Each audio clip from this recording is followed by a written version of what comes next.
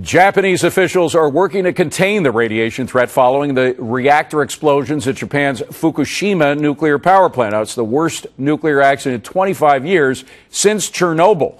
But is it wrong to focus on the nuclear issue amid the epic tragedy of this once-in-a-thousand years natural disaster? Conservative columnist Ann Coulter says even Chernobyl actually wasn't that bad. What do you mean by that, Ann? Well, it was bad. It wasn't as bad as was predicted. They were predicting tens of thousands of deaths. In the end, it was about 4,000. And, of course, the point with Chernobyl is you can't compare anything in the Soviet Union to the free world. Right. This reactor in Chernobyl had no containment at all. The Soviet Union obviously did not care about the lives of its citizens, thus the Ukrainian famine. I mean, you couldn't farm if you were going, well, look at what happened in the Soviet Union. All those Ukrainians were starved to death.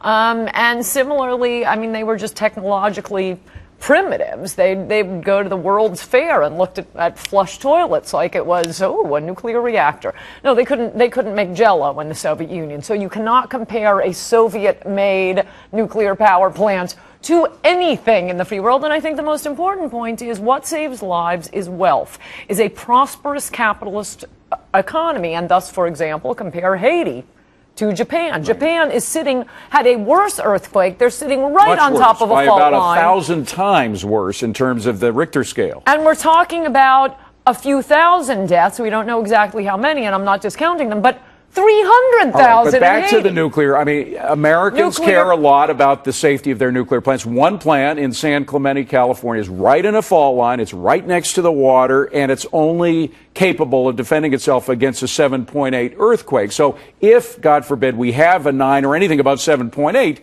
we could have problems with our reactor. True, but even that isn't comparable to what's happening in Japan. Japan is a tiny, skinny little country. There's limits to where they can put their nuclear power plants. Yes, San Clemente is close to a fault line. The issue in Japan is they don't have the electricity to send in the water to cool it down. There are a million other sources of electricity for the San Clemente plant. And moreover, the larger point I'd like to make is nuclear power is the perfect example of how humans cannot evaluate risk properly. This has been written up millions of times by millions of people. There are about seven variables that lead humans to overreact to certain types of risk. Man-made risk scares them more than natural risk. Look at Japan. You've had up to perhaps 10,000 people die from something that was entirely natural. They drowned. All right, well, let me give you another point. But they fear nuclear power, whereas no one has died from that yet. Let me give you the libertarian argument about nuclear power, which is that, like ethanol, it requires huge government subsidies to stay in existence. The government has to subsidize these incredible insurance and reinsurance rates that come online.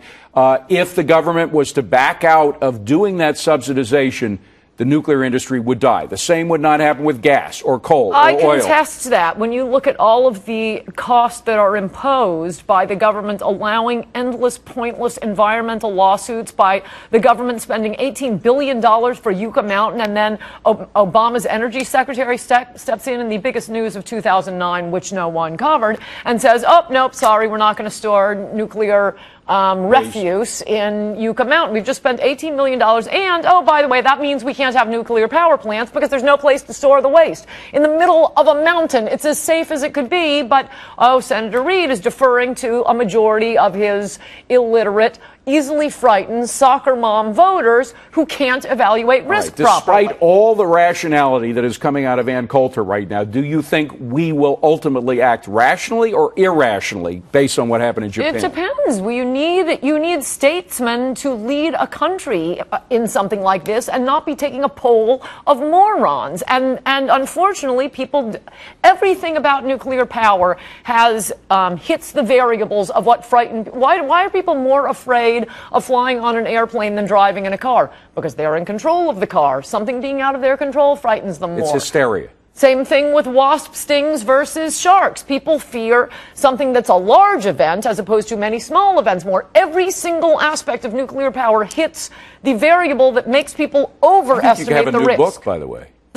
Is this your new book? No, but it might be my column this week. Okay. Ann Coulter, great to see you. Thank you for being here. Our new studio, the new time, and everything. Appreciate it.